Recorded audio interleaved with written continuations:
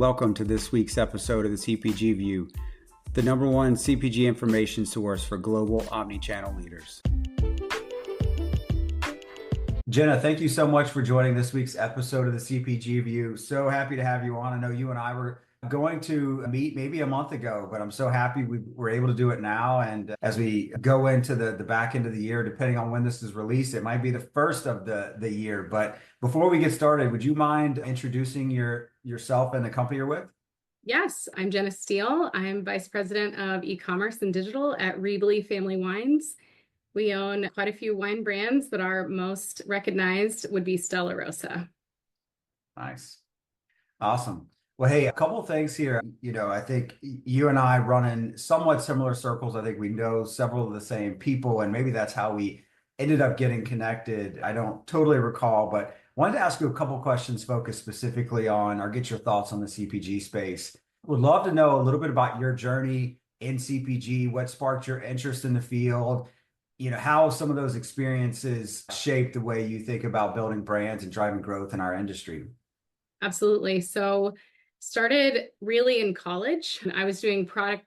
I actually had my own agency when I was 21, doing tastings, product tastings, experiential marketing, field work, event type marketing for a variety of companies, from Coca-Cola to Pepsi, Diageo Guinness for a good stretch there, and then finally to Brown-Forman through a contract basis, which led me to a couple of roles with Brown-Forman marketing agencies, then moved on to a distributor role covering Brown-Forman brands here in Kentucky at Republic National.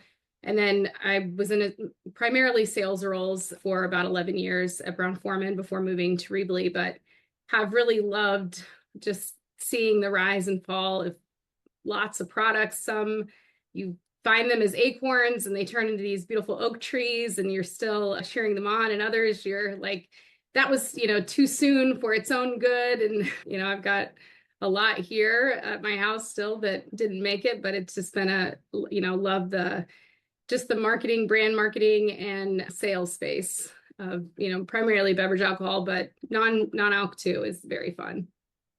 Yeah, that's a great point. I can think about, I spent a decade and a half at a company called Newell Brands, and they make brands like Sharpie and Elmer's Glue and Crock-Pot and some of those others. And I can think back to some of the products that we worked on. You knew were going to be a smash, and it just did not turn out that way. Whatever it happened to be, whether it was go to market or maybe it's just like the product wasn't the right product, the right time, what have you. Then there's some that you're like, this is not going to do well. Like, it's just not going to do well. And it just takes off. And sometimes there's like natural events that occur.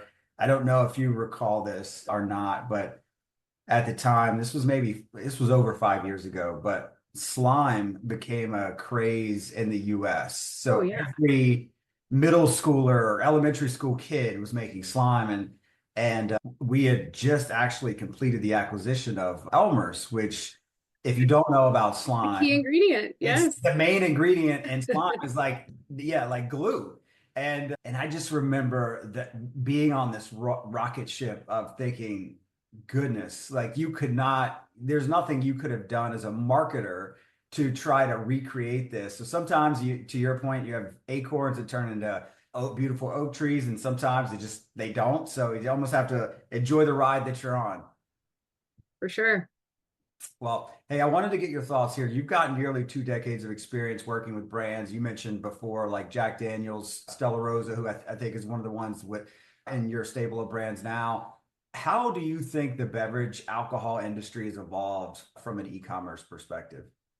It is still evolving. It has evolved a lot and really quickly. I remember when we didn't have an e-commerce team at Brown-Forman, and I think every company has its own kind of viewpoint of how, like, where does it live? And what I really love about Riebele is we really don't view it as it's a holistic function. It's under sales, but it certainly is a key partner with marketing and with operations. And I think that's critical, because it is not just about what you do online, right? It's about the entire picture. It's about when somebody comes into a store, or even when they're learning about your brand, to understand how they discover it, what attributes they like about it or are going to draw them into the brand, and also what role does your brand play in the category. There's a lot of data that can be learned from ecom, and I think your ability to leverage that data kind of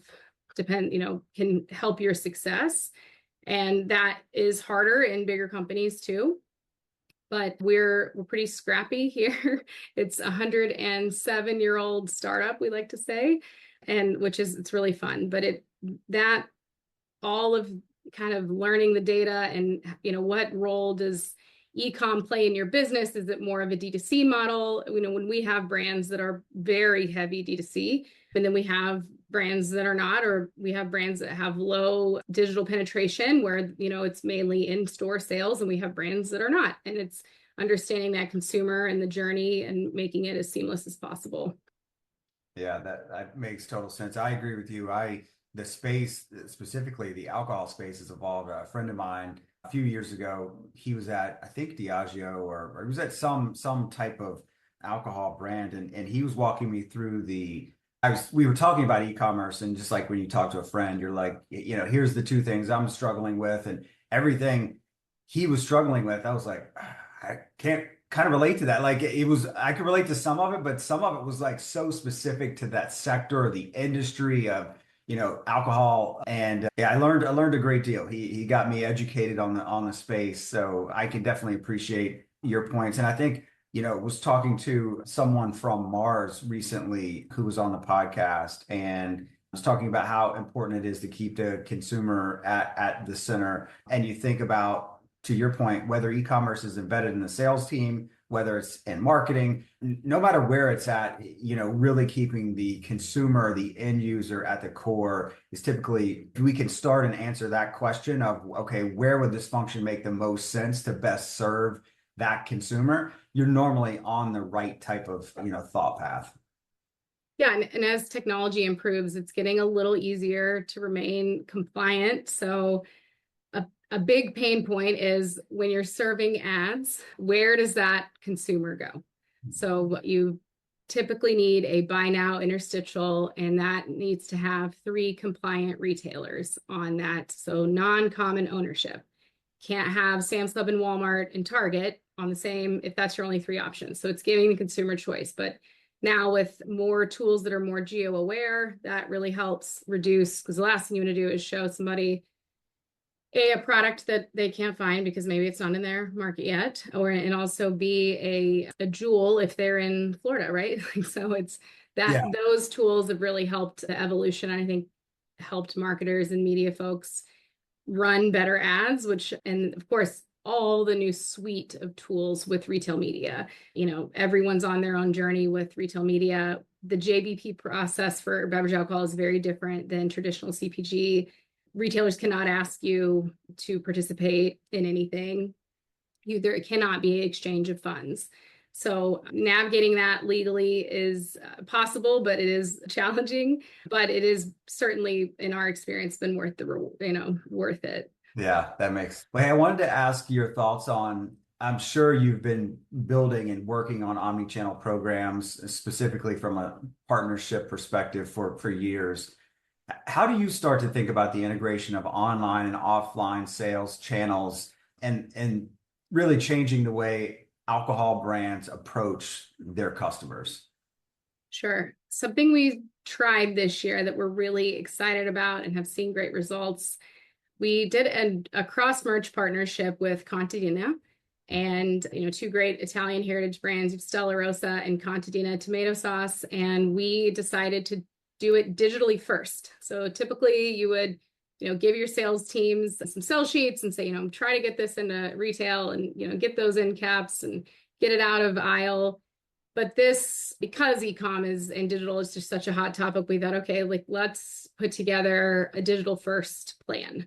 So that's been really interesting, but really fun. So we have a co-campaign on Fetch Rewards. We have a co-campaign with emails and Chicory.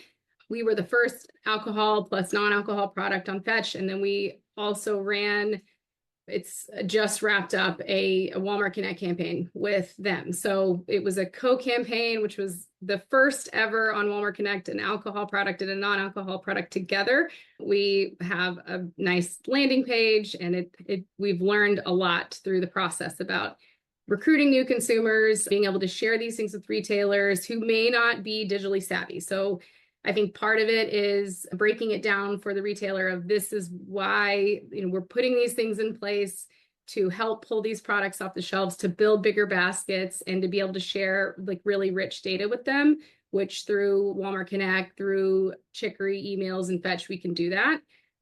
So just to have a really strong selling story, that's been really exciting for me. That was a first. It was, a lot of pieces to coordinate, but the teams have done an excellent job with it. Yeah, that's I think super smart as we think about this, depending on what study you cite and the time of the year, but directionally, you have consumers starting to normally search for a product 2/3 of the time online.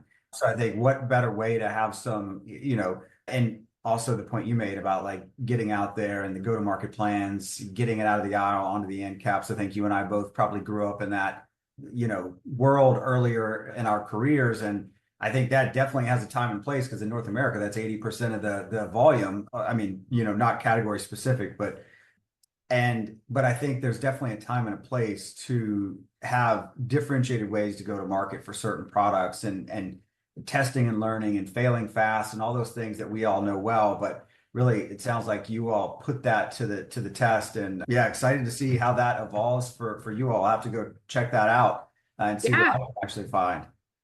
Okay, we'll be doing a really nice big recap on it, and I'm excited to see like exactly what it drove and how can we make improvements for next year and build on that with other cross merch partners. Love it. Well, hey, I wanted to ask you, with all of your experience across the industry, how do you start to think about technology, behavior of the consumer, and in your space, regulatory, functions shaping the future of e-commerce in the alcohol sector? And I wasn't sure, and I don't know the answer to this, but it's like, what role will data and digital transformation play in that space with regards to specifically the kind of the sector you're in?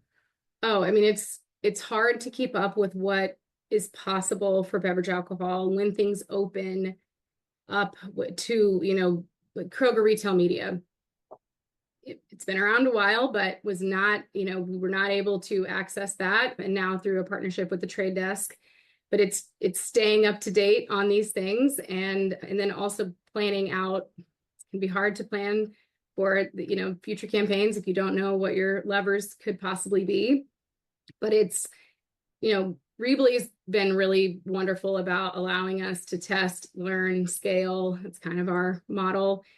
So it's just a constant, okay, let's evaluate this. Okay, what did we learn? What role will this potential new partnership play in future campaigns? And then taking that data and just really it's keeping it consumer first. So we just got a great new study back by Numerator. We have another one that's kicked off to understand specific attribute. You have different DCO options, which are great to understand, okay, what did the consumer like? What didn't they like? What drove? With all this new measurement capability, you can really hone in on that. But it does take the ability to test, right? The ability to, and also to know what is possible. There are new things that are open every day, and it is a challenge to keep up with it. But I feel like our team does a great job with looking at for the future. And okay, now we're looking at, so there's some business to business opportunities. So you can actually market to on-premise accounts in Texas through a B2B site, where you might not have a sales force that can go to those C and D accounts, but they do a lot of volume and you want your brand, on their menu. I mean, that's a whole avenue that we're seeing great success with. I mean, there's a lot of different ways, but it's testing, learning, and then making it easy and sharing the success upward. I love that. I don't know too much about the company, but just based on what you've described, it feels like a couple of things you said, test it. What'd you say? Test, learn, and execute, or iterate?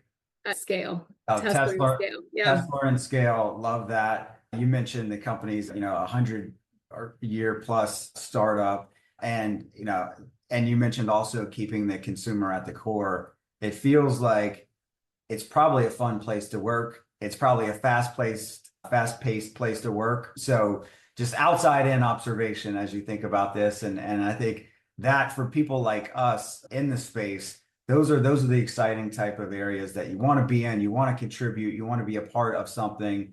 And I think I also think about, one of the things I will think of from a saying perspective is, fail fast, fail often, fail forward. Just keep going, keep Yep. going. Because honestly, if we're not failing, we're not pushing hard enough. We're not thinking big enough. We're not pushing the boundaries. So I love that. Well, I wanted to ask you in closing here, I want to be respectful of your time.